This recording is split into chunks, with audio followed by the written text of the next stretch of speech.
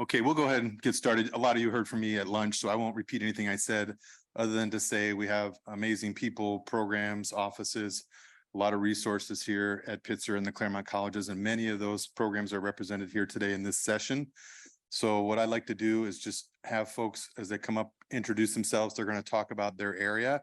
And then are we going to ask questions right then or wait till the very end? What's the preference here at the panel? Have them ask questions for a minute or two at the end. Okay, thank you, Jill. She's a Pitzer alum. She's in charge. She knows the drill. So with that, we'll get started. And I'd like to introduce, well, I want to say, and some of you know I've been here a while, 28 years, you get some really great relationships at the college. And so one of them is my close friend, Professor Phil Zuckerman. I'd like to introduce Phil to come talk about academic affairs, advising, sociology, whatever he's doing at this point in time. I'm sure he'll be a great resource for your students. I know when I have a problem or an issue, I send them, and a student is coming to me and I can't help them, I send them to Phil. So Professor Zuckerman. Should I come up there too?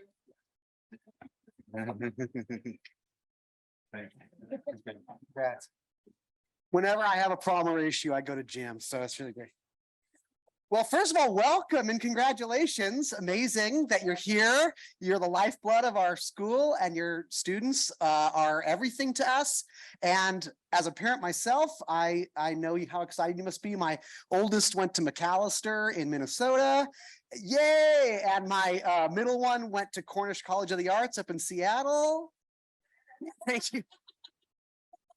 And my youngest is going to be a senior in high school, so we're just starting that hellish process now. So I am Phil Zuckerman. I've been teaching here for about 25 years. Yeah, my daughter was 3 months old when we came, and I'm an associate dean right now. And I'm just going to say a few things that hopefully will put you at ease. And I'm going to talk a little bit about academic advising and what your student is going to need to know. And so this is what I'm going to say. First of all, your student already has 3 go-tos for their academic planning, their academic process.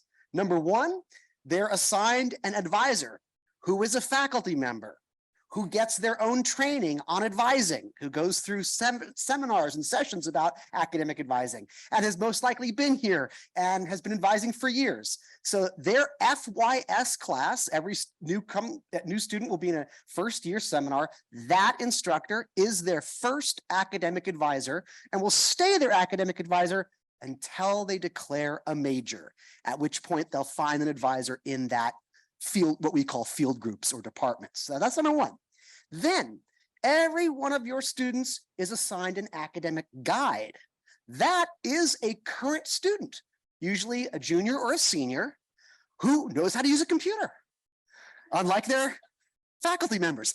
So they will have the faculty member talking to them about what kinds of classes to take, what kind of exams they need to take for placement, et cetera, but they will also have a peer in a sense, but a seasoned peer who has been here 1, 2, or 3 years already and can help them navigate the portal, navigate perm requests, navigate all the blips and bleeps on the screen, and give them inside information about professors, classes that, we as professors can't really know, that only students can have that experience. And then third, there's me. I play cleanup here. So if your student is having difficulty, if they're not getting the answers they want from their advisor, they're not getting the answers they want from their academic guide, have them come and knock on my door. And just so you know, in a few days, I'm going to be standing right there, and all the students are going to be here that are entering incoming first years, and I'm going to be giving them an hour orientation as well, talking about how to navigate their college academic plan, what classes do they have to take, what's a major, what's a double major, what's a combined major, how do perm requests work, et cetera, et cetera, et cetera. So they're going to get to know me quite well. And so if you have a student coming to you, Mom, Dad, I can't get this class, I'm freaking out about this. Talk to your academic advisor, talk to your academic guide, talk to that short bald dude, Phil Zuckerman. And then finally, just for your own, I'm going to deputize you now as at-home advisors. Ready? So this is what you can tell them. Anything and everything they take this first semester will count towards their academic progress. Any class they get into, any class they take is going to count towards something. It will fulfill 1 or 2 or 3 requirements towards graduation. So if you need to relieve their stress a little bit, so they wanted this class, but they didn't get into it and they got into this one, that's still going to help them. It's all going to help and progress them. That first semester, the stakes are as low as they can be, and any class and every class they take is going to be moving them in the right direction. I think my time is up. Thank you all.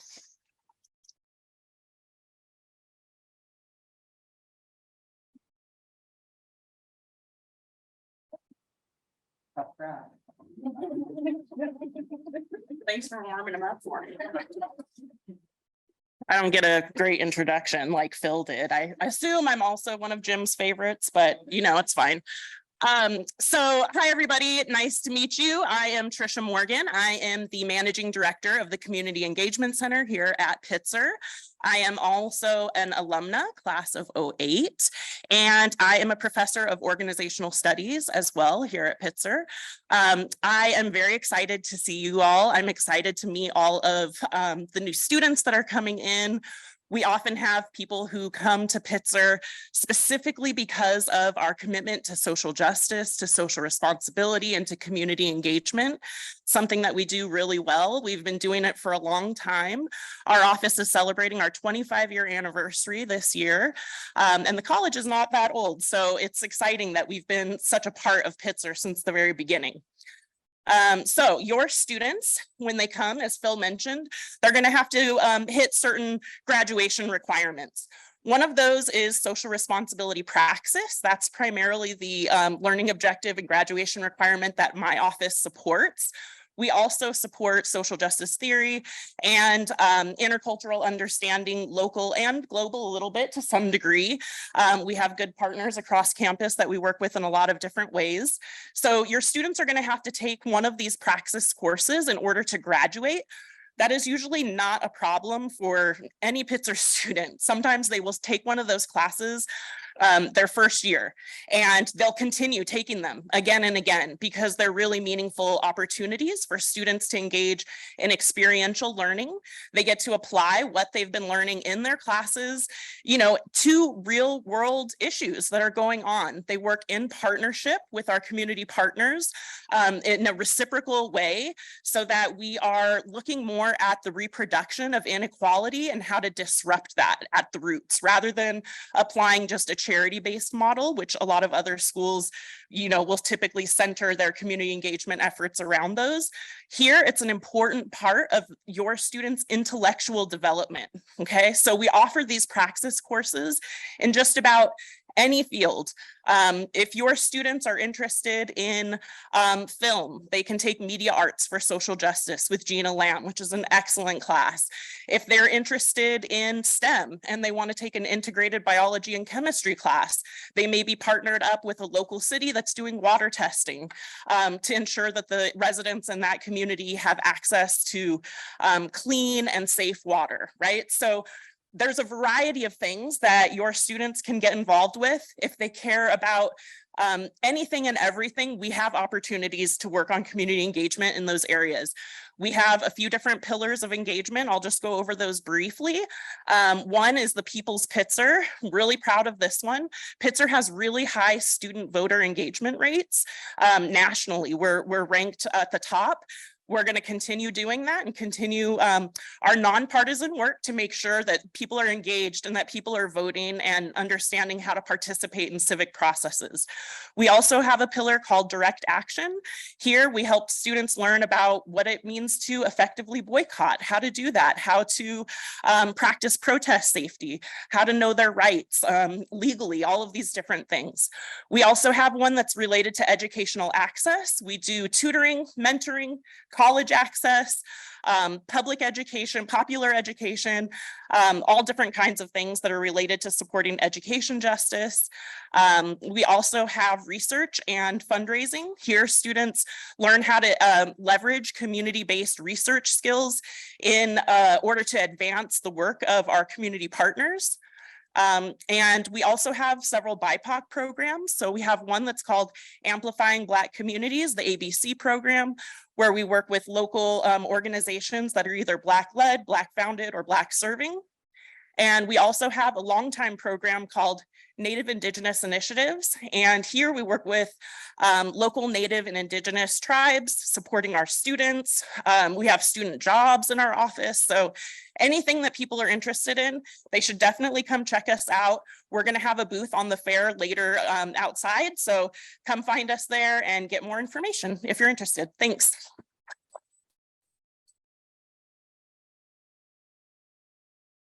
Thanks, Trisha. I didn't mean to leave you out. I am going to actually do a brief introduction of everyone as we come along here. And Trisha also is a Pitzer alum of a very unique program, the New Resources Program for non-traditional age students. And she's a perfect example of how you can be super successful beyond your undergraduate time here at Pitzer. She also taught down the hall from my office. So I knew there was a lot of lively discussion going on with our students in her class last semester. Thank you for that, Trisha. Okay, next I'd like to introduce another colleague of mine. We've worked together many years. Brad Tharp is our Director of Career Services. And this is something I'll probably embarrass him by saying this. I was fortunate enough to be on the search committee. We brought Brad to Claremont 10, 12 years ago. 12, yeah. Yeah, and the thing is, this was not the job Brad signed up for when he came to Claremont, right? Brad was hired as our Protestant chaplain because he's a great administrator and he helps our students discern their future. And we realized a couple of years into it, you're better off here at Pitzer where you can help our students discern their future beyond their faith. So with that, Brad Tharp, thank you, Brad.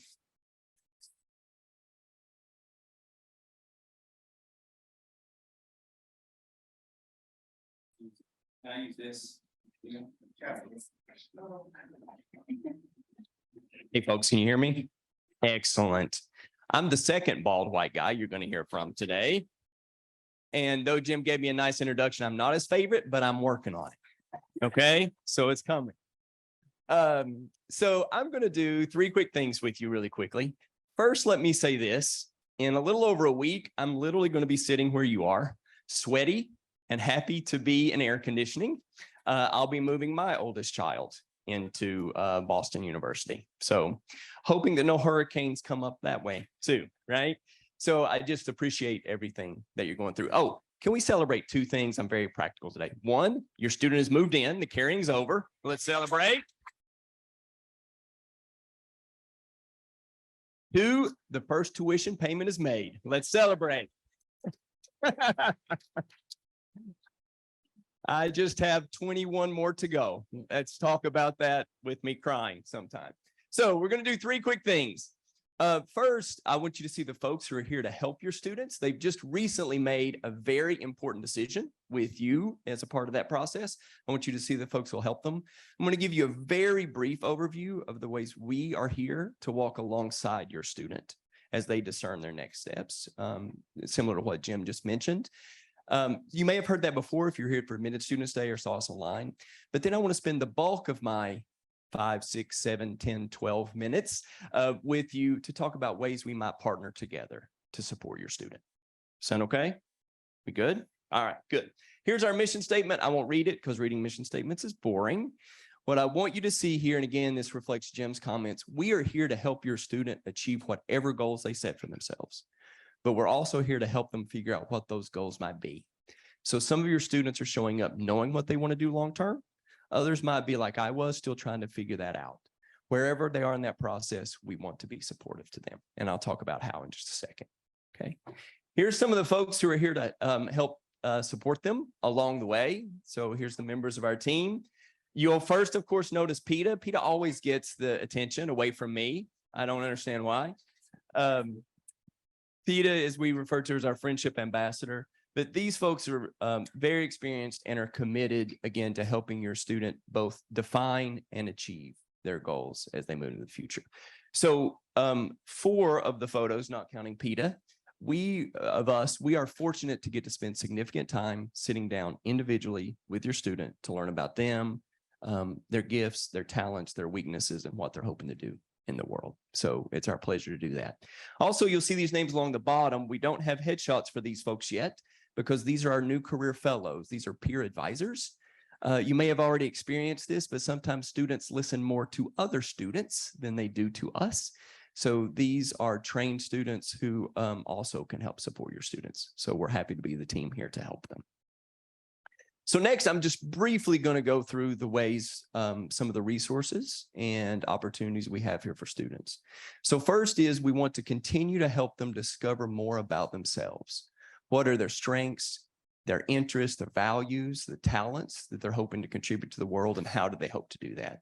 Again, we have some programmatic ways to do that, but I'll just say that a lot of that gets to happen at a place like this in individual conversation, not just with us, but also with faculty members, staff members, with their peers.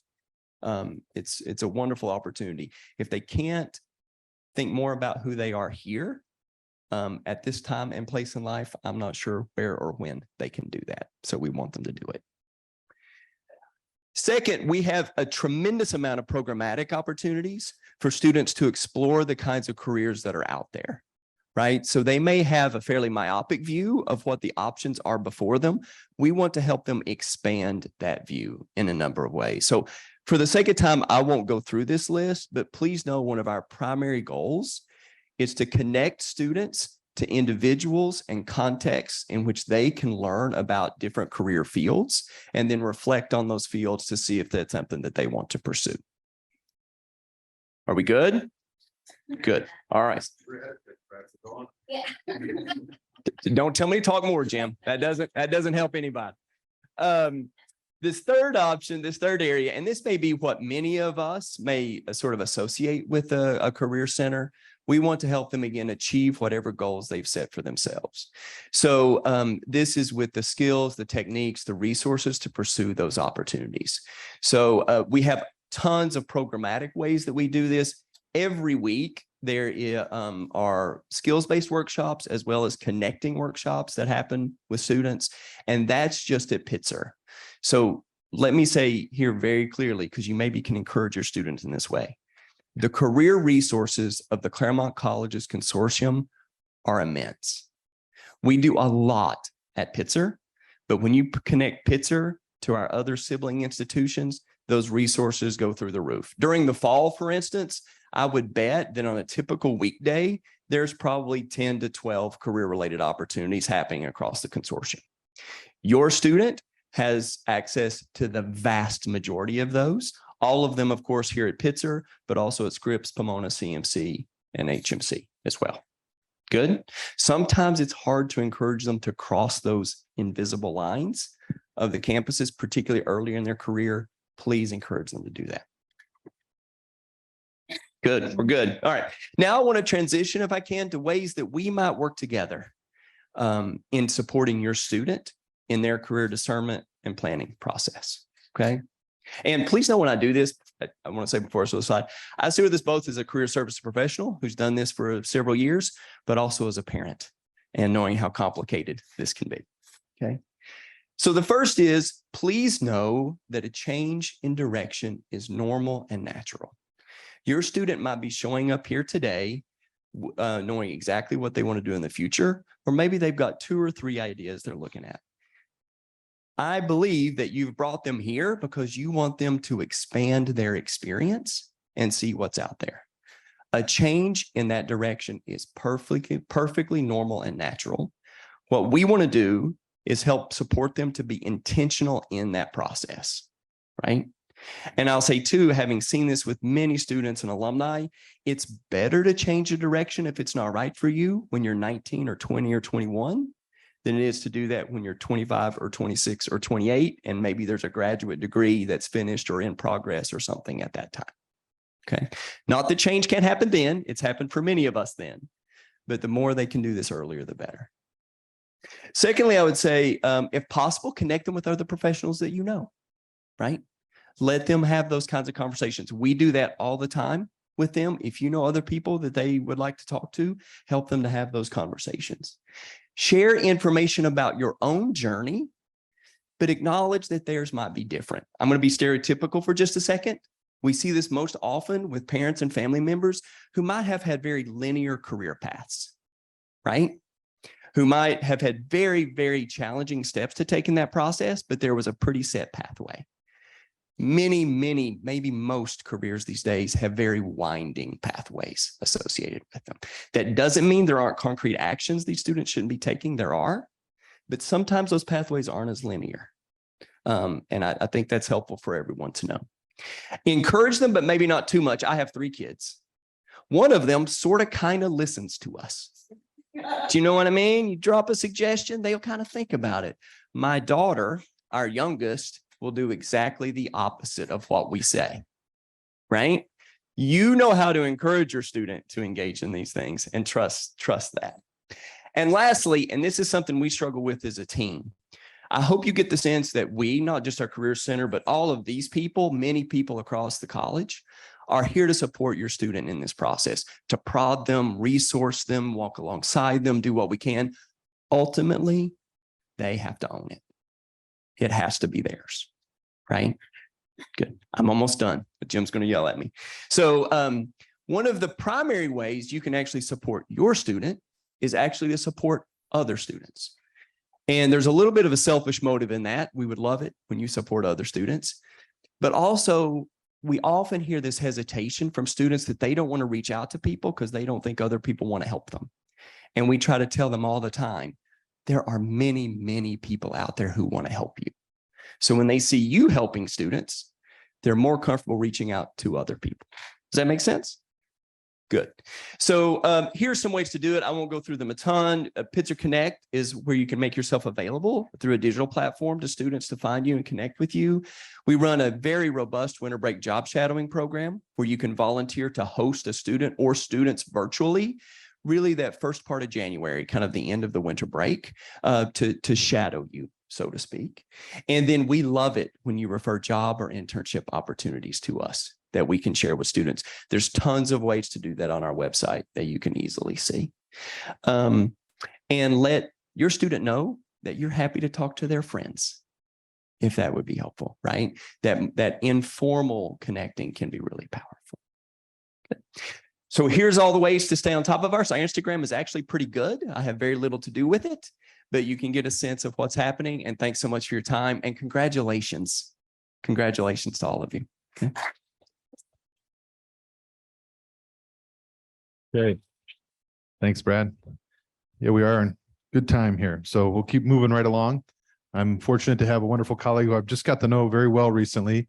Even though my job normally is chief of staff, I've been fortunate to be in student affairs for 20 plus years of my career. I just came back for the last few weeks to help out until we have a new VP for student affairs who's coming in 3 weeks. We'll get an announcement about that soon. But in the meantime, we have exceptional people, including Brad and my colleague here, Leticia Romo, that have been guiding our students, plus running summer conferences, dealing with all the stuff going on this morning on Move In. She's already made some key decisions and changes. So thank you for everything you do. And I know you have a lot to offer our parents. Leticia. Hi. I am one of the newer additions to Pitzer. I'm not even a year yet here. And so I was really, really happy about how move-in went today, this morning. And so I'm real glad that your students are in, that everyone's not too sweaty, and that we're here together. So I oversee the Office of Residence Life and Conference Services, and also coming under my purview in the beginning of this semester will be the area of community standards, which is AKR conduct. So that's also going to fall under my area. But I wanted to just share a little bit about where our mission is. What's really cool is that my staff is also really new. And what comes with that is a new breath of fresh air in making sure that we're really staying committed to our mission, and that we're really staying committed to this idea that we really want to create a home for our residents, for your students, that after a long day, they have somewhere where they can just be. And so that's what we've really been working on.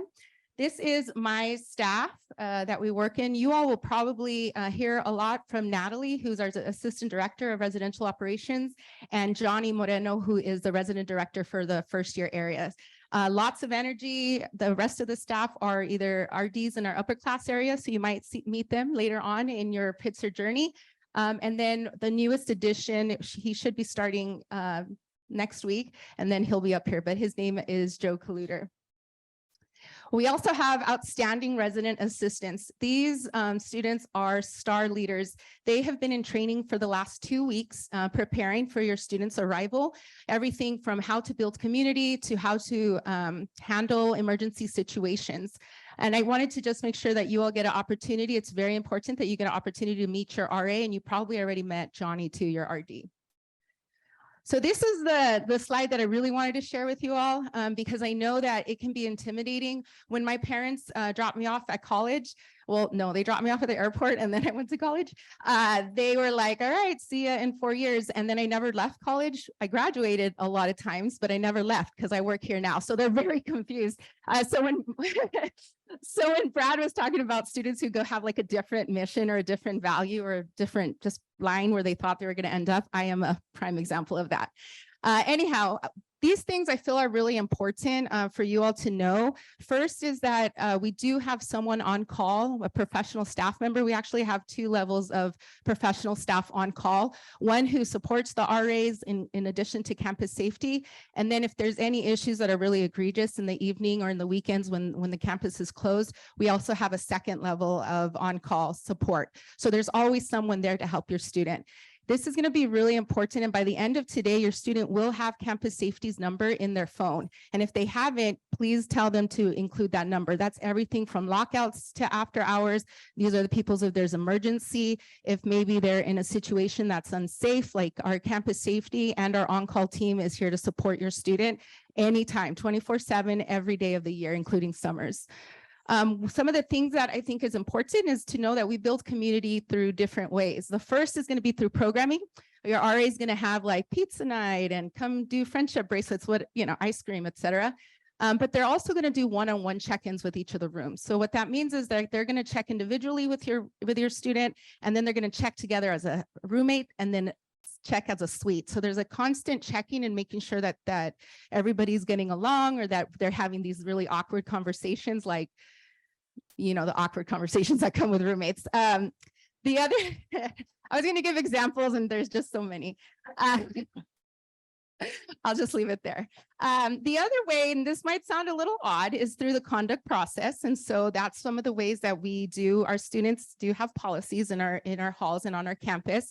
And we know that sometimes they're going to get broken, and that's okay.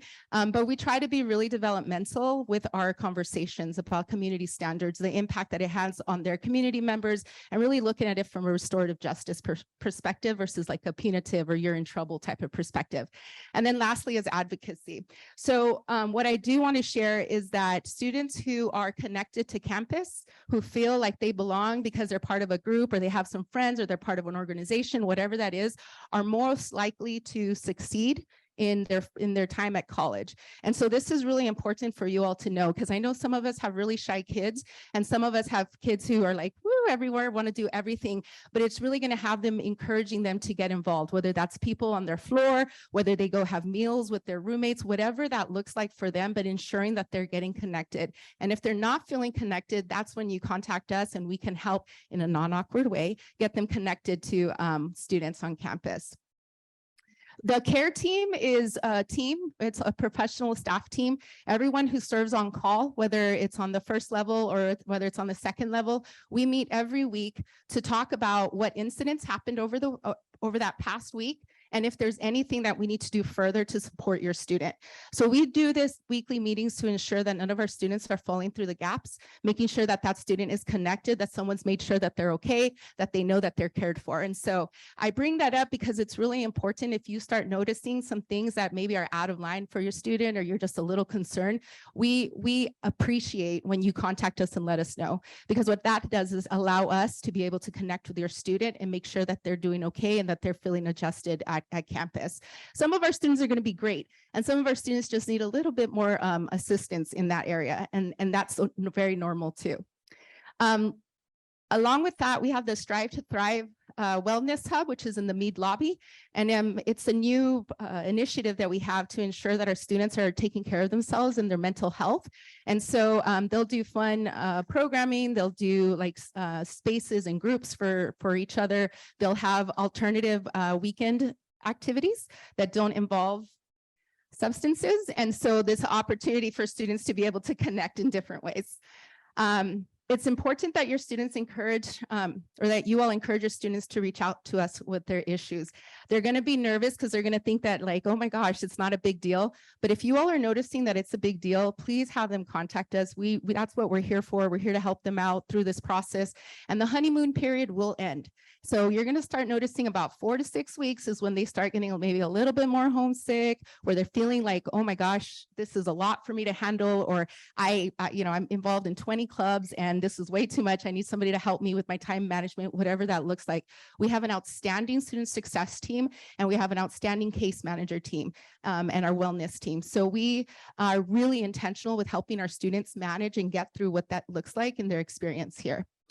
If you're ever concerned, I even underline this because it's so important. We can't do our job if we don't know what's happening. And our RAs do a fantastic job. My colleagues do an outstanding job of connecting with students, but you all get to have different conversations. So if your students are calling and maybe really, really down, or they're not feeling connected, or they're crying because they want to go home, or whatever that looks like, please know that we're here in partnership to help you, to help your student. And that's what's really important for us.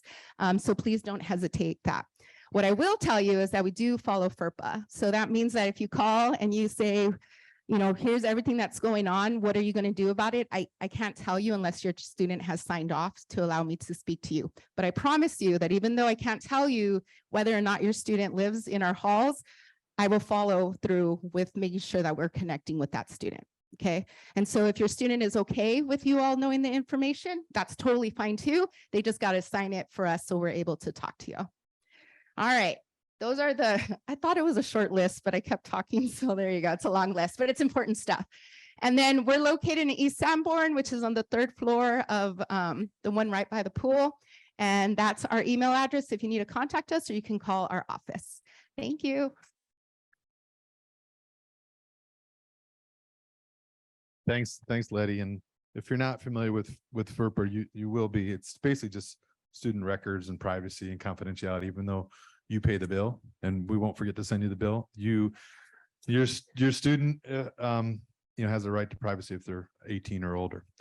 So we're going to move on with our program. I've had the fortune of meeting Jessica recently, and we had a chance to sit down and talk for a while. I was very impressed with her knowledge and expertise. I think you will be too, and your students are definitely going to benefit from that.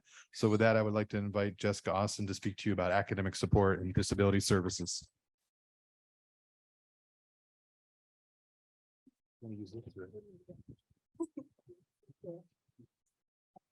Thank you. Hello, I'm a podium gal. Can you hear me okay? Okay, so hi, I'm Jessica Austin. My pronouns are she, her, and I'm the Assistant Director of Disability Access and Success here at Pitzer. I am newer to Pitzer, but I've been working with students with accommodations for about 8 years.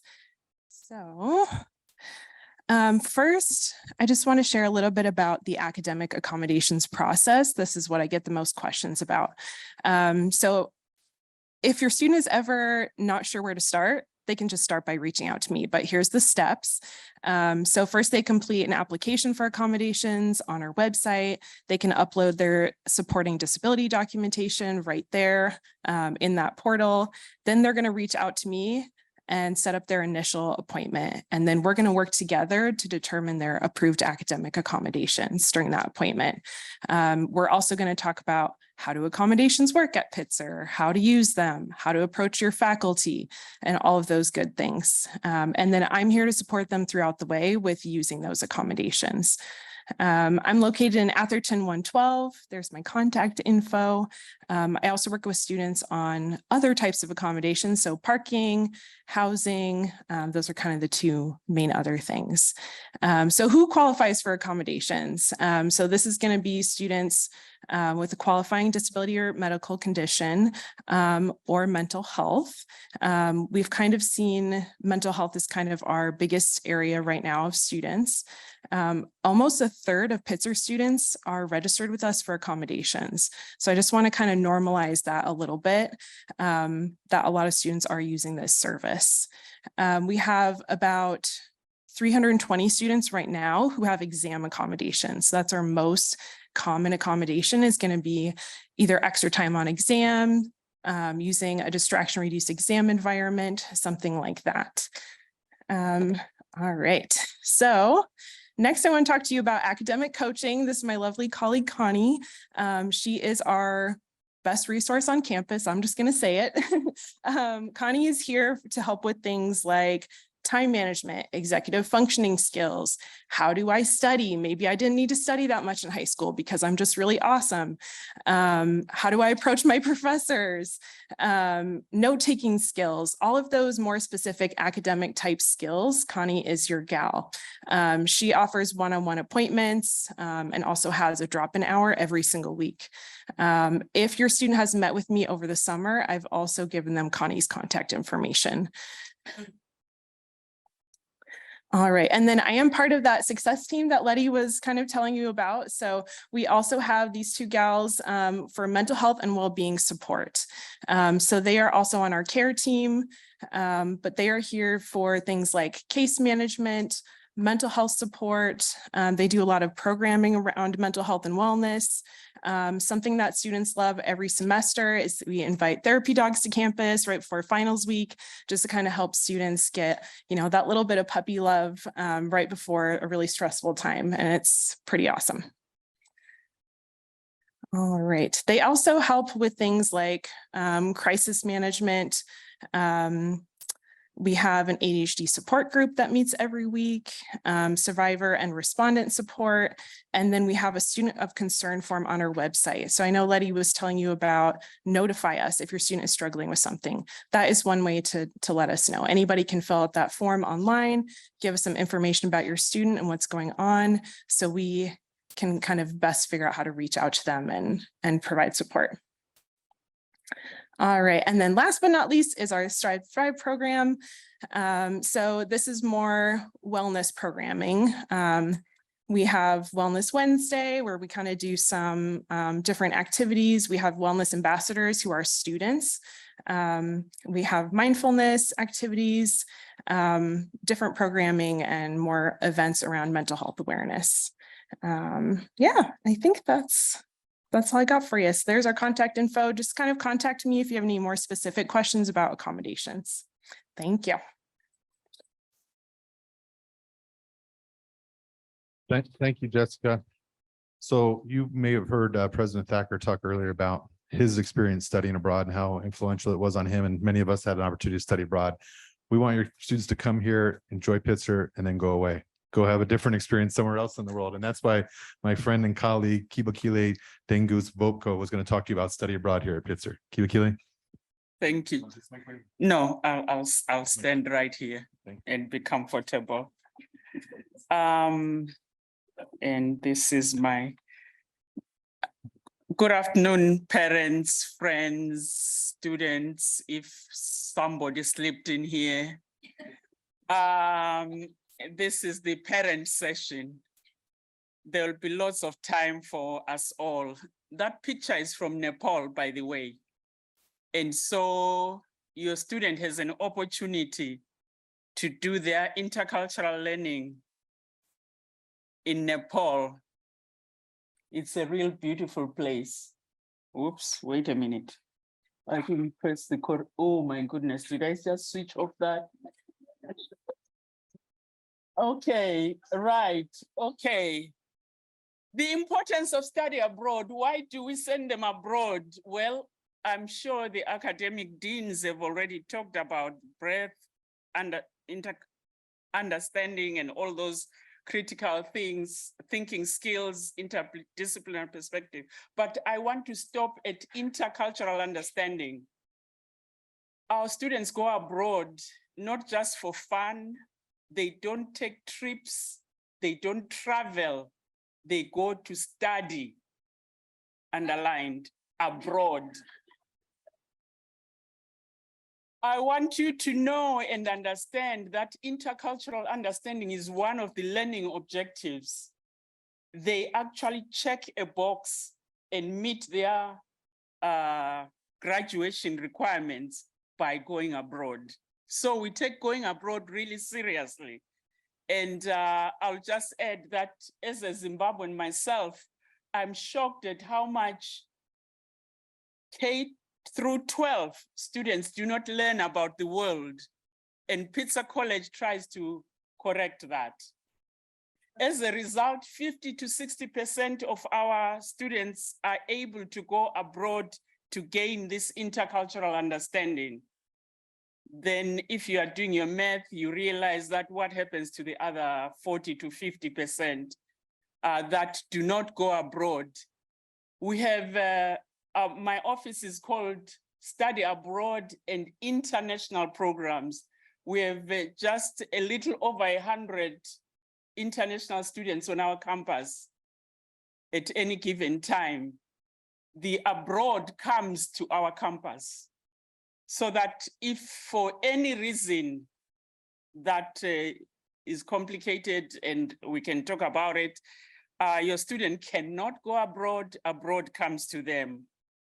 There are other things that Tricia, you spoke about, social justice and social responsibility, and we share that space. But the CEC, Community Engagement Center, is at the forefront, and we partner them abroad to ensure those other values. Okay. Now, going abroad also helps when those fellowships come and they're applying for a fellowship to go to fill in the blank, and they demonstrate that they have been abroad, they've engaged difference. That's why they go abroad, to be able to engage difference. Okay. So there it is. This is not just a fun thing that they do on the side, like I intimated earlier. This is rigor. This is intellectual engagement of difference. It is holding more than one perspective and letting those serious cognitive dissonance happen up here so that they get somewhere. And they do that through having different professors who may have a different accent, maybe similar to mine, who have different ways of looking at the world, so that they start to question things and see the world in a more holistic world and see it in the way it is as a village. Okay. There are the benefits that you all know for going abroad. But the one I like most as a parent is the developing linguistic skills, developing a language. We believe that we don't have a language requirement at Pitzer. You may be surprised by that. But that is deliberate so that the student when knowledge is centered on the particular student, so that this particular student makes a decision to study another language. Because as you study a language, you gain different perspectives and you see the world through different lenses. And so there they are. This is what some of the benefits of studying abroad are. We will go through this with your students. We just want you to have a view of why they go abroad. Going abroad takes a full semester, okay, or 2, and sometimes 3. So that's a huge chunk of their time here at Pitzer College. And so we would like you to appreciate that just because they are in Paris and not in Claremont, they are still learning, or they are in Kathmandu, they are still learning. We have 60 approved programs in 40 countries. Don't worry about what that number is. I should have changed it. Something happened this week, but anyway. Yeah, the math is problematic, right? This is where we are. We are from A to V, not quite to Z, Zimbabwe, where I come from, but we are all over the map. And that's deliberate, because when your students come back from abroad, they are able to share with their roommate, oh, you will not believe what Ecuador was. You will not believe what I learned in Costa Rica. Wow, Botswana was. a bomb or some other language that I do not speak. And I need translation, and I need translation. But I just want us to realize that there are many opportunities. But Pitzer students are special. They won't find anything sometimes in these 60 approved programs. And what then happens, they can apply and petition for a non-approved program somewhere that we haven't thought about because they are special. And that is acceptable because it's student-centered learning. Unless it's because they want to go there because, I want to do a lot of surfing and I really don't want to study. Well, then there's a whole committee who will say no. But otherwise, if they have good academic reasons, they can go wherever they want to go. There has to be a good academic reason. Remember, it's about studying abroad. Help them to appreciate the study underlined. Thank you, parents. You are going to do that. Right. We have community-based programs in Nepal, Ecuador, Italy, Southern Africa, and in Costa Rica. Those are the ones where we have our own Pitzer brick and mortar and our own professors over there who are not coming from Claremont. We have local professors who are called program directors who direct our programs in those 5 locales. Then we have summer programs for that student who cannot afford to take a whole 4.5 months to be in Kathmandu. We have those few programs where students can either go to Costa Rica for summer health or to Brazil and Vietnam for more social justice type program, or to Japan. So we have opportunities, short-term opportunities, 6 to 8 weeks in the summer. Then, as I said, we have no, I did not tell you this before. We have 40 international exchanges around the globe. So at any given time, potentially, we can have 40 students from other universities around the globe. That's great for teaching. That's great for students learning, because then they are engaging each other and finding that they're engaging difference even in the classroom. So our classrooms are fun, because when a student will say, well, the world, world games, blah, blah, they'll say, which world? Because, the World Series stops at our borders here. So that alone helps the student to think, oh, maybe that's a misnomer. Maybe. Then we have direct enroll programs.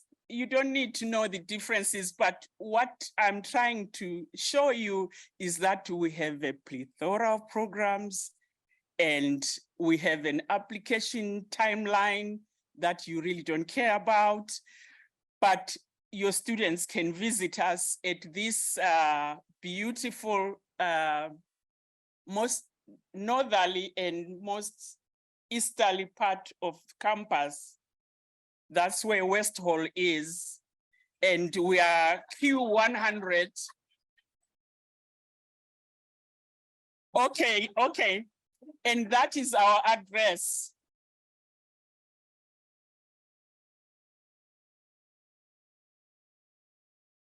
Thank you, Kibakili. Those of us that work here are truly envious of our students. Look at the opportunities they have to study all over the world, and they get to be advised by Kibakili and her colleagues, which are amazing resource for our students. I thought my shirt was pretty cool, but Kibakili takes the cake for the best orange outfit today. Okay, next I'd like to introduce Dr. Stephanie Long. Dr. Long is our Director of Student Health Services at the consortium. This is a shared resource She's going to talk about some of the services there and maybe mention a little bit about our COVID protocols as well, if you want to. That's how she and I mostly interact, but whatever you want to share about student health, please go ahead. Thank you so much. Appreciate it. Can you hear me okay in the back? Excellent. Okay. Well, tough act to follow study abroad programs, but I will try. We're going to bring ourselves a little bit back closer to campus. It's just a short walk from here over to our shared student health services in the Tranquata building.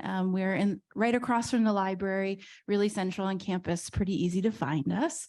I have to say, after listening to everything this morning, you all make a really compelling argument to take Brad's advice and follow Letty's path to come back and do my undergraduate at Pitzer. So I'm thinking about that, but in the interim, we work really closely with all these offices while we're a shared service across the campuses. We really do partner with the universities and colleges here really closely. And so it's a little bit of a complement to the services that Letty was talking about with your residential advisors, your residential directors, your deans, we're one of their go-to resources. And so we really are here to support your students.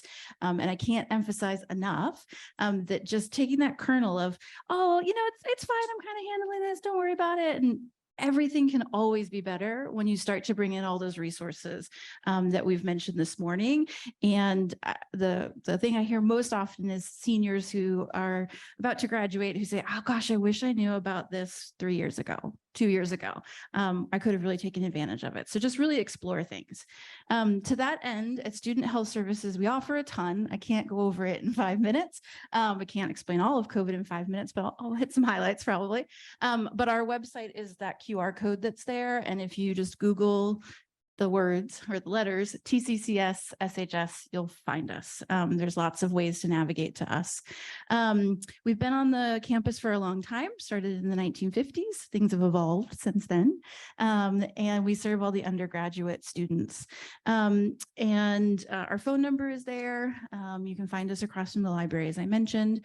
I think an important piece to let you all know is that we see your student regardless of what insurance program they have, what color their hair is that day, nothing matters. They can walk in the door and we will see them for a visit. They can fall off their scooter and walk in the door and we will see them for a visit. We generally run appointment-based. And so it is good to remember that phone number. And then hopefully we'll have web booking coming very shortly. Excited to announce that for you all. But if you make an appointment, there's no charge for the visit that you're seen for. There may be charges that come up for labs or vaccines or other things that we do for you, but you can always walk in the door, have a visit, and have us help figure out whatever you need, which is a really nice thing in healthcare. And so really excited to be able to offer that. We're a big team. We have physicians like myself. I'm a family medicine physician with an emphasis in sexual and reproductive health.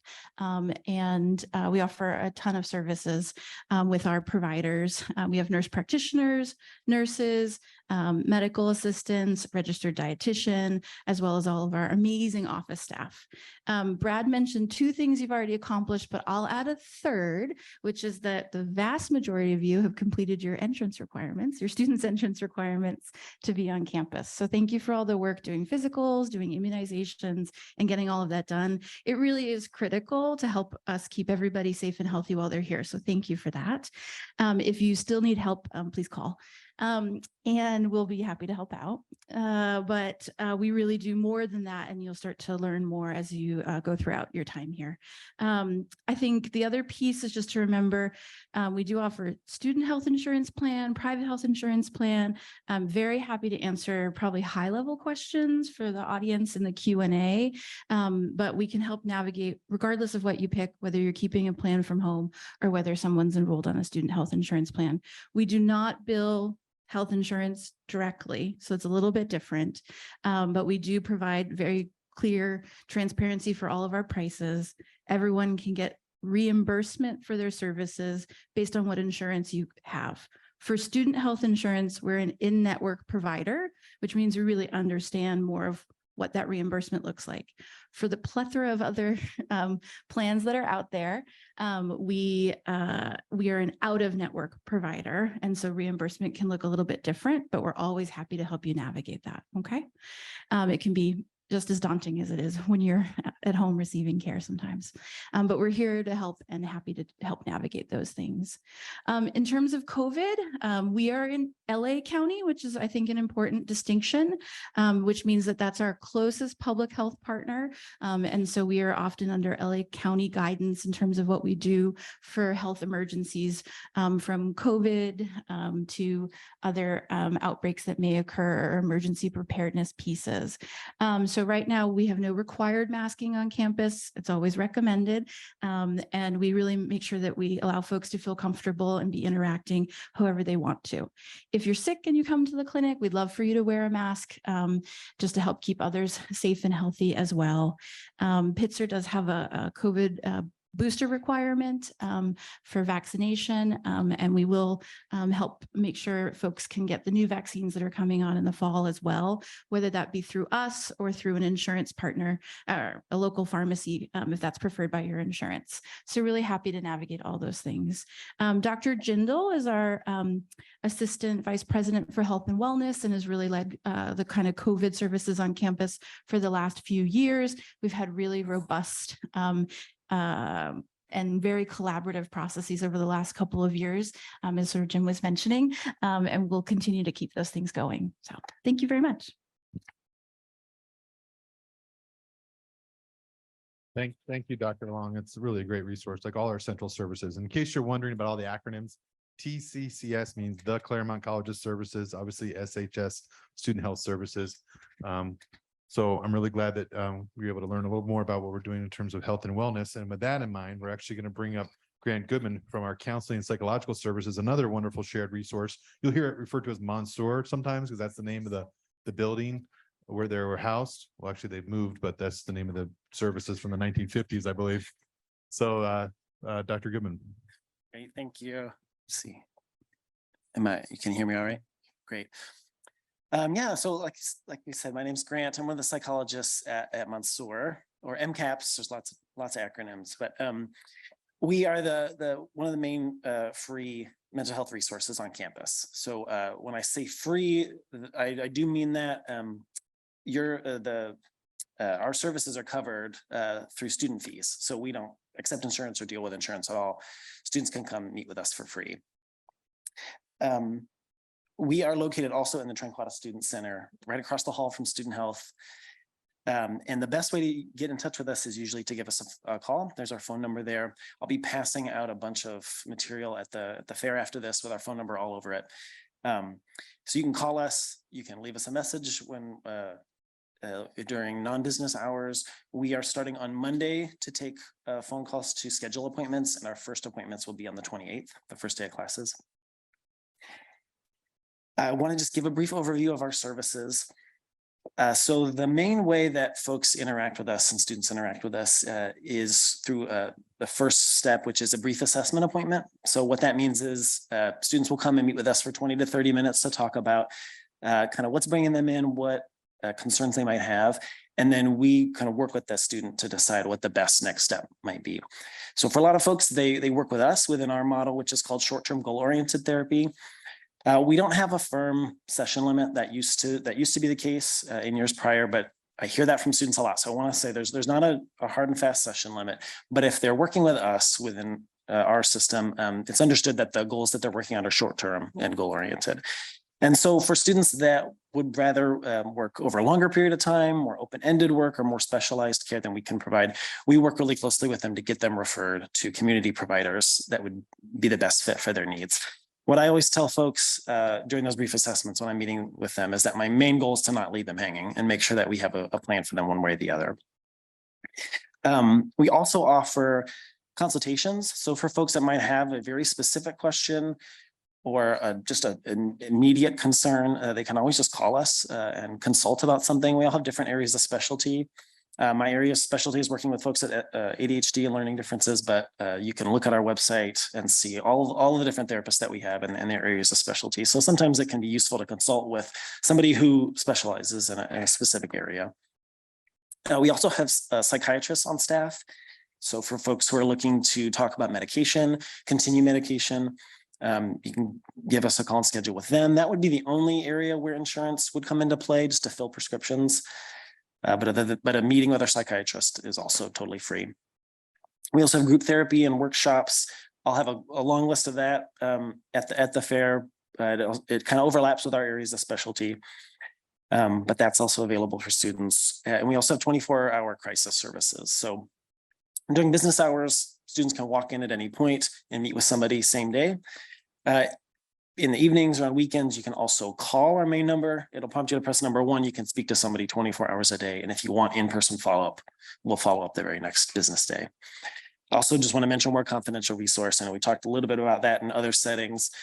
If students over 18, it's confidential, what they share with us, unless they give us permission.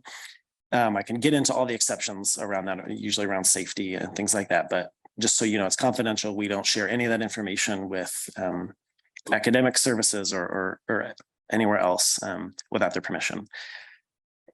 And I think that's mostly what I need to talk about. If there are more questions, feel free to ask at the end here or find me at the fair after this. Great.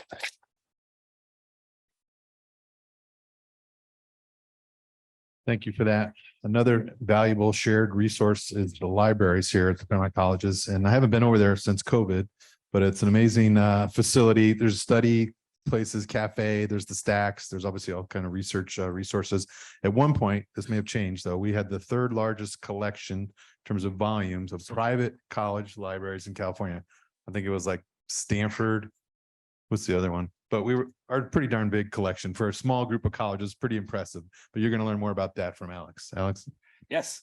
So hi, everyone. My name is Alex Vicino. I am a teaching and outreach librarian with the Claremont College's library. Like student health services and the psychological services, we are a consortial resource, which is a particularly important point for the library, because that means that as was mentioned, we have a very large collection, larger than any one of the colleges could support individually. So because everyone pulls into us, we can basically maintain much more robust services and robust collections. This is a picture of the building, just in case you haven't seen us before. I want to go into what you can find, or what your students can find at the library. So first of all, as you may have guessed, we have books, lots of them. Another thing I was going to point out is that for every book that is required by a class taught at any of the Claremont colleges, we try to acquire at least one copy that is kept in the library. So that includes textbooks and individual, if someone requires a novel or whatever, we try and have one copy of all of them. Students can come into the library, check it out for 4 hours at a time. And then they can take a scan of it, or they can renew it every 4 hours if there's no one else waiting for the book. But we try and give other options just in case, textbooks can get very expensive, very pricey. So we try and mitigate that as much as we can. Interestingly, the bookstore is also located in the library on the 1st floor. So you need to just buy your books. It's actually right just past our course readings section. We provide study spaces, lots of them. This includes just, tables that students can come and sit down at any point in time, and reservable study rooms. We have public computers students can use if they don't want to lug a laptop over to the library with them. Printers, I always point out we have air conditioning and heating. And students are welcome to come and just hang out in the library and enjoy the air conditioning and heating. They don't have to be working on something to be there.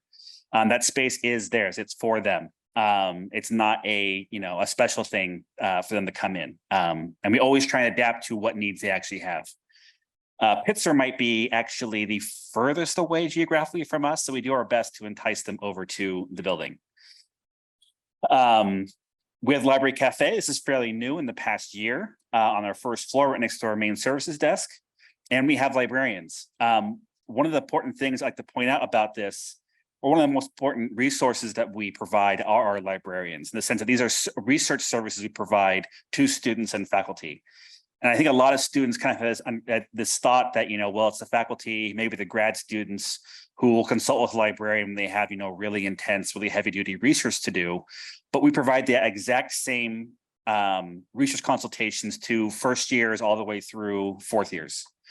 They are welcome to come and talk to us. We actually have a librarian assigned to every subject as taught at any of the Claremont colleges. So if you want to talk to a generalist like myself, me and two other librarians will actually usually teach a session for as many FYS classes as we can. Just introduce students to the resources we have and how to use those to complete their assignments. But if they want to talk to a specialist in any field of study they might want, we have someone assigned to each subject. So as far as research support goes, that's kind of where I was getting with this. We can help students actually construct a research question. So say they're in a class and they're having trouble, you know, just deciding what they want to research and how, we can help them figure that out. We can assess what needs they actually may have given any given argument that they want to make in a paper or for their thesis, and help them figure out how to find those resources. We can acquire resources for them from other libraries. I always like to tell students also that if we don't have it at the library immediately, we can get a hold of virtually anything that's ever been published. It does take time, however. So if your student is working on something with some, you know, maybe rather obscure archival material that we could borrow from someone else, that could be a few weeks turnaround for it to come. So always better to start on those papers and things early. I know everyone tells them that, but I always like to emphasize it. And then lastly, just finding books at the library. The Library of Congress system that all of our books and pretty much every academic library is organized by is not very intuitive if you aren't used to using it. So if you just need help coming in, I found this book, where is it? There's someone at the library always who can help. Yes, thank you. That was about it. Thank you, Alex. I remembered it's Stanford, USC, then the Claremont colleges in terms of size of collection. So that's pretty impressive. We can compete with libraries, but not on the football field, but those guys.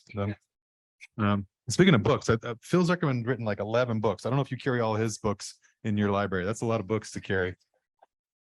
All right, we have about 20 minutes for questions. I mean, we have a lot of information here, a lot of great resources, and people shared a lot across the spectrum here. So I'm going to try to moderate this and take questions and direct it to the right person. So let's just get started. If anyone has a question, let's just start over on this side of the room. Any questions over here for any of our panelists or about anything? We'll start here and then I'll work my way over. Yes, over here, ma'am.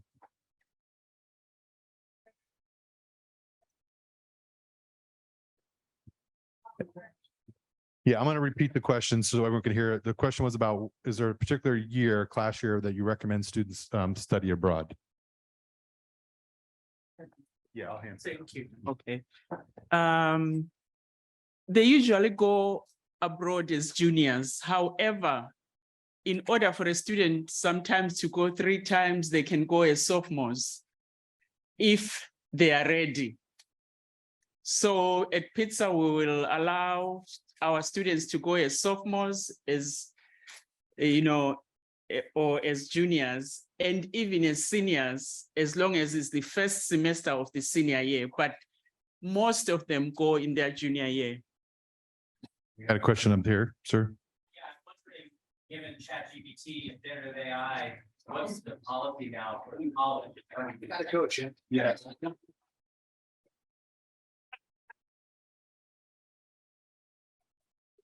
I was going to make it up if he left. Let me just enter that question into my phone and this is what I can tell you. This is a new thing there's no clear, easy answer. So what we are doing on the academic side is delving in. There's conferences happening all over the country. We are paying for our faculty to attend these conferences and come back and lead workshops. We also have a teaching and learning center that serves all the 5 C's. They are inviting speakers, having symposiums specifically on this, because every discipline is going to deal with it differently. Every instructor is going to deal with it differently. We are also having Friday night beers at Claremont Craft Ales, where faculty can come and share what's working and what isn't. And there's non-alcoholic beverages available there too. I prefer the juice boxes myself, but so we're really sinking our teeth into it right now. It kind of hit us towards the end of last year, where people started raising the alarm, emails, sharing our articles. So this year we have devoted a lot of funds to get the kind of training and discussions going that we can. So I don't really know how it's going to play out. We're going to have to see, and we're we are encouraging faculty to try different things and report back what's working, what's not. But we can't be in denial about it. So it's not a kind of put our heads down. This is here, this is reality. How are we going to bring this into our lives and not just run from it like I did? Thanks, Phil. Up in the back again. Emergency services, thinking about the whatever storm or hurricane is coming in, fire, flooding, where is the resource for those questions if they're not in? Sure. So we have a 7-college resource. In fact, we're getting emails and information sent out as we're sitting here about what's available. Campus Safety heads up that. It's a shared resource. At Pitzer, I'm part of the emergency management team. I'm not sure if anyone else here. Letty is, obviously, she's on call, and her staff. We have a full-time director of emergency preparedness who's on campus today. We're all in communication. That's why I keep checking my phone. We're keeping tabs on that. We have an alert system called Everfi. So every student by default, whether they know it or not, will get an alert, a text alert right away if there's some kind of instruction for what they need to do, like stay in the residence halls or whatever it may be. You know, there's a power outage or something, or there's a flood, they will be notified immediately through a text alert. And then obviously we have staff on call on campus to respond as needed. It's a really good system of communication that we have. We do trainings, we do drills. Earthquake is probably the most likely, right? To be honest, in this area, we're obviously worried about this storm, but we're well prepared. Earthquake is something that we have done a lot of planning for. Windstorms. We never thought we'd have a wind issue here in Claremont last year. Some of you that live in Southern California may have experienced this. We lost like 12 trees on campus. We have proactively since then trimmed a lot more trees so we don't have any kind of limb damage or anything happening with that regard. But those are the most likely scenarios, and we have a good system of communication. I don't know if Letty, you wanted to add anything or anybody else wants to say.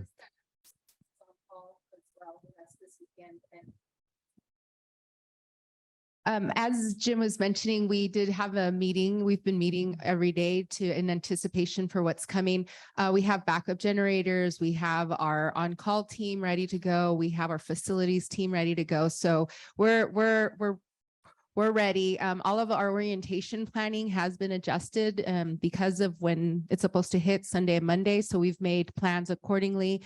Everything is safety first, not just for our students and our staff and our faculty, but really just us as a community. So we understand that there's going to be a lot of stress. If your students do feel like they're nervous or anxious about that, their RA would be a great resource, and their RD would be the second resource to kind of help with what those plans are. But like Jim mentioned, the emails will be going out. We're really proactive in those types of situations, not just for Hurricane Hillary, but for other emergencies. Yeah. And yes. Yeah, well, yeah, I mean, right now it's a little different because today's the first day. So we weren't expecting Hillary to also check in to the residence halls, but here we are. But we do every semester, we do both a day drill and an evening drill to help our residents understand, and really our staff and faculty know how to exit the building. So yeah, we do trainings throughout the year as a professional staff and student staff. And then in the summer, we do some really hands-on scenarios type of situation. And then as far as communication, obviously we're all here now, but if something were to happen, you're not here, right? As a parent, family member, the website is a great resource. We update that continually. We have a backup server. We have someone in another state that can access it if we need them to. Website will have up-to-date information. There'll be email distribution now to parents and families. And then Campus Safety at the 7-college level will have communications on their website as well. And I'm not trying to toot our own horn, but like one of the reasons we're inside for everything today is out of an abundance of caution. We just didn't want to take a risk of that small chance of wind or lightning today, even though hopefully the storm won't hit until later. And it's just as far as I've been checking, it's actually diminished significantly since the last 12 hours or so. So we're still going to get some heavy rains here, maybe a little bit of flooding, but no danger on campus is anticipated at this time. One of the things I want to add is that our professional staff who's on call in the first level, they all live in the residence halls. So they are here, they're ready, they understand their role, even if they're not on call during emergencies. So we do have people who are really in here helping our students out if we need to. Just want to add really quickly. Can you hear me okay? If your student has any mobility concerns, please alert someone if they need any, special considerations for an evacuation process, just something to let us know about. This part of the room down here, and then I'll move right here. Yes.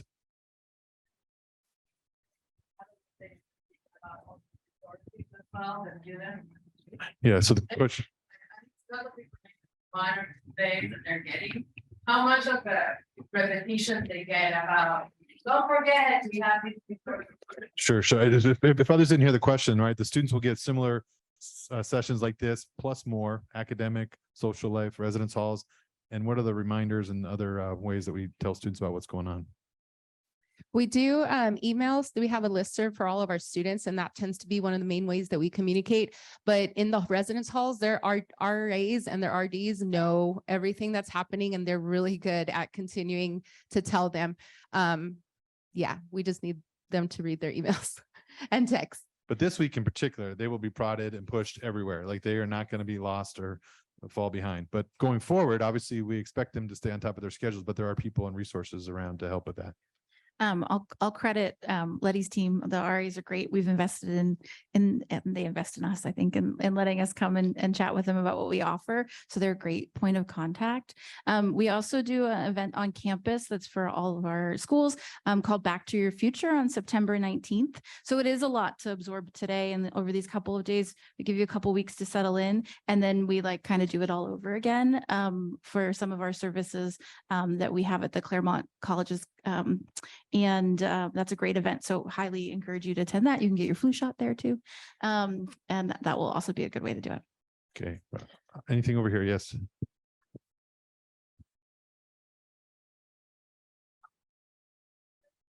There's hydration stations everywhere, but you can talk more about that later. Right? Sorry.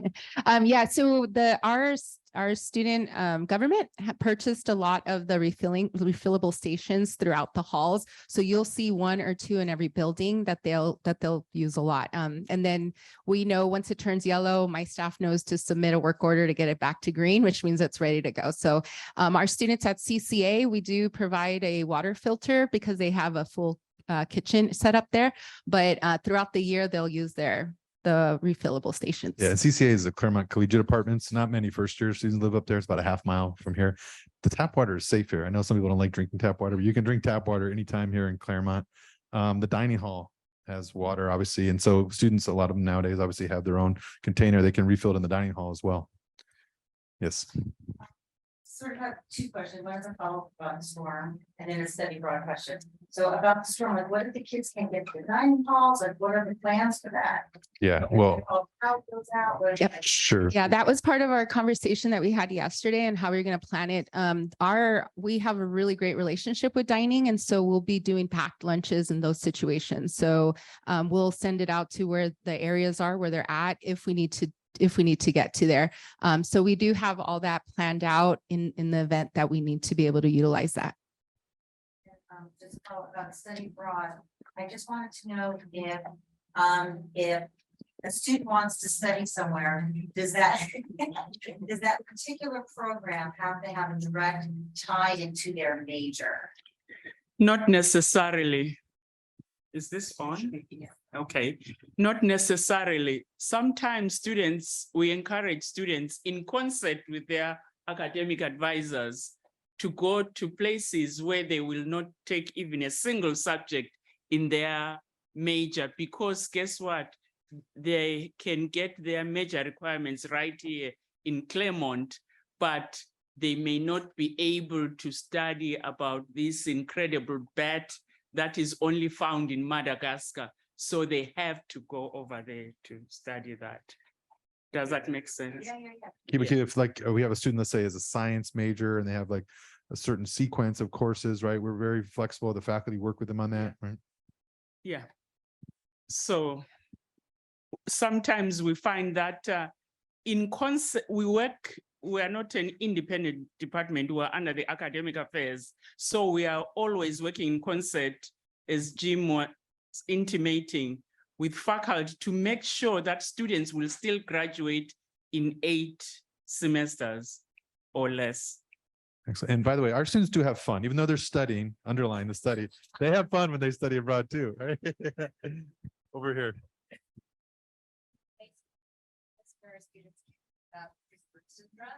Sure. Do you have an answer to that, Dr. Long? I do. Can you hear me here? So if students are seen at Student Health Services, we have a dispensary. So we stock antibiotics and some common medications that would be prescribed. If students have outside prescriptions or things that we don't stock, we have a local pharmacy called Hendrix. It's in the village, and they'll actually deliver on campus. And so that's our kind of on-campus resource. And then we obviously have commercial pharmacies that are nearby too. Are there COVID tests readily available at health services, and are those free and easy to access all the time? Great question. So on the campus in the library, we have a PCR vending machine for COVID tests. So students can go in, there's some instructions, you register in your portal, and you can get a test anytime that you want through the vending machine. And that's free of charge. There's a limit, I think 1 per day.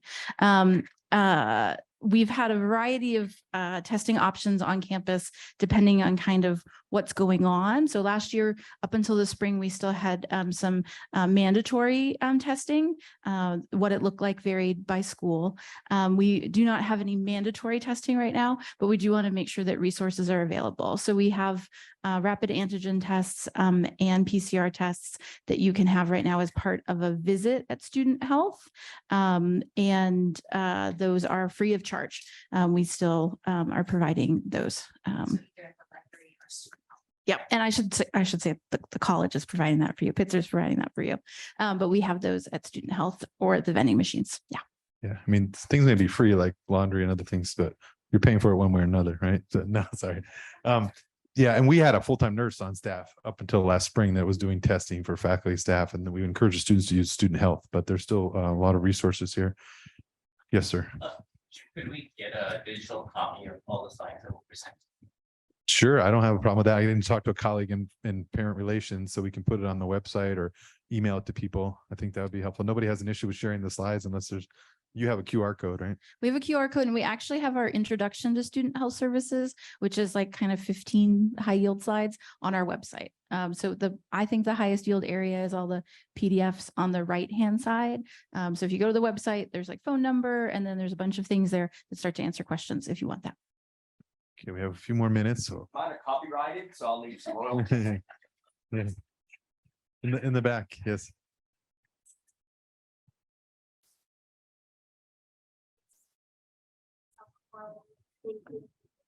Marijuana use, also consensual fact, like how are those issues being I know that I was really impressed with the counseling department, and I'm also really curious on like how are those conversations being had peer-wise for those who aren't not with that they're more light. What lady do you want to talk about that? One of the things I wanted to share is our kind of like Dr. Long mentioned, our RAs go through an intensive 2 weeks. And so that's when they bring in our campus partners, our consortium partners to really engage in not only what resources we have, but how to engage conversations with their residents. Our RDs are the exact same way, they get the same training. So one of the cool things about that Pitzer provides is the Strive to Thrive, where it really focuses about wellness. And so we do have like alternative programming on the weekends for students who maybe that it's not partying's not their thing, right? And so being able to make sure they're still able to find community through programming and through their peers. The other piece to that is that we're really fortunate that our coordinator, Kristen, also comes from a background of AOD work. And so she's able to really engage with our students about those conversations. She has peer student leaders who also engage with students through programming, through conversations, just depends on how your student best receives information, right? The other thing I wanted to add is that, hold on. Oh, no,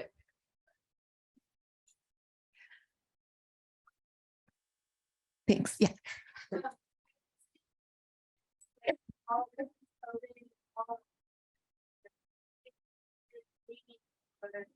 And just how much they're gonna be studying the city, you know, like, are there like wellness efforts around movement, like, for those who aren't engaged in sport?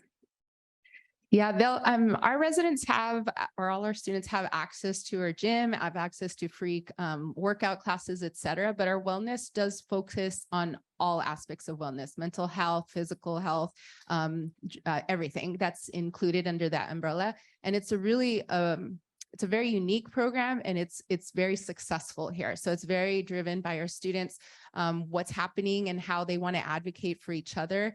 This year is one of the first years that we're bringing back our substance-free housing. And that was because our students were like, hey, we would really appreciate a community like this. So we try to be really intentional with what our students are asking for, but also what we're seeing nationally, what some of those trends are. Yeah, and so we have our own facilities. You may have seen it in the Gold Student Center where you registered this morning.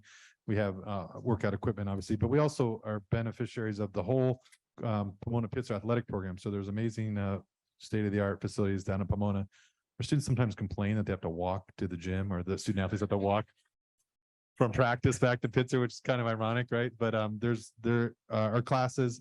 There's Pilates, yoga, all kinds of equipment, and we we reach out, and then our RAs do a lot of programming around wellness too, including physical, emotional, and mental. All right, we have time for one more question right here, sir. We're gonna do two questions. Both of you will get a chance.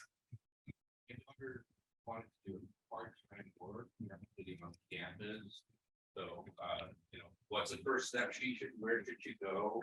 Sure. Any insight? Brad can tell you that. He could take an hour, he could take 1 minute. So go ahead, Brad. Did you hear what he just did? He just limited me to 1 minute. Right. Thanks for that question. On-campus work is a really important experience and financial support for many of our students. So your student has gotten a tremendous amount of emails, but they will have 1 or 3, I promise, that go through a step-by-step process. They should first check an online platform called Handshake. That's where all on-campus jobs should be posted. And I looked yesterday, there's probably 25 positions. Many of those positions hire more than 1 student, if that makes sense, and more will come on. Then we'll do an on-campus job fair that will happen the Thursday of the first week of class. So I think that's August 31st. And they can also always reach out to us and we can help them navigate the process. You had a question. Regarding COVID, just wanted to make sure I understood correctly. You said it's a requirement for the booster. And there's one to understand a bit more. The basic for this requirement is until when we get the booster. I could hear a bit of that. Yeah, the question was about COVID booster requirement and what that looks like. Yeah, so the requirements are set by Pitzer in conjunction with our services. Do you want to comment? Longer history, right? With COVID, Pitzer was very proactive in making sure that all the Claremont colleges at one point were not in person, right? We were required not to be in person because of the LA County guidelines. And then we were very careful beyond that. We did a lot of testing on campus, had a lot of tests available, but we thought it was important from a public health perspective to require the original vaccine and then a bivalent booster. There's some new guidance from the CDC. I'm not the expert, Dr. Long can speak to, that we're talking about, thinking about now, but as of now, as long as you've had a booster since September of 2022, you've met our requirement, but there's a few little exceptions because the CDC guidance. Yeah, and obviously we're catering to folks who've come from all over the globe for here. And so we do have pathways to cater to your medical history and also medical exemption process, religious exemption process. So we really do allow for variety with those requirements there. The goal is to keep the community safe. And then also to make sure that we're really celebrating and being inclusive in terms of our students here and the variety of needs that we have. So I'm happy to answer any individual questions, and I'll also be at the fair that Grant was advertising for, which is just after this, if that didn't answer the question. Okay, we are going to wrap it up. I really appreciate everyone's time and questions. I hope you enjoy the rest of the day. Thank you. Thank you to all the panelists. Appreciate it.